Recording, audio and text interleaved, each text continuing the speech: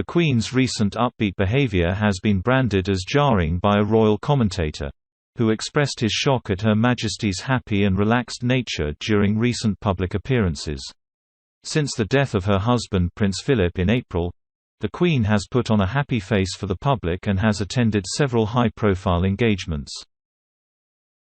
Royally Us host Molly Mulshine said, "I think she has to put on a happy face for the public, but also that's not really in line with the British stiff upper lip.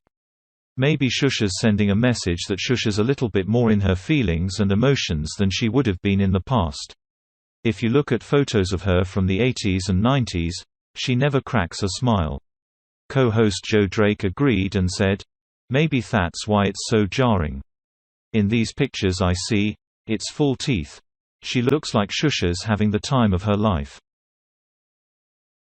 The Queen was recently praised for her appearances during the G7 summit weekend in Cornwall on June 11 to 13. On Friday, June 11, she hosted world leaders for an evening reception at the Eden Project and was seen joking whilst taking a commemorative photograph. She also hosted US President Joe Biden and his wife Jill Biden for afternoon tea at Windsor Castle. The meeting was reportedly a success, with the President and First Lady stay an additional 10 minutes past their allocated time to converse with Her Majesty.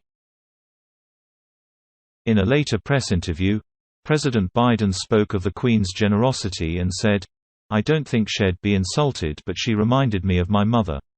In terms of the look of her and just the generosity. She was very gracious." During an engagement with Australian Prime Minister Scott Morrison later in the week, he teased her about her success at the G7 summit.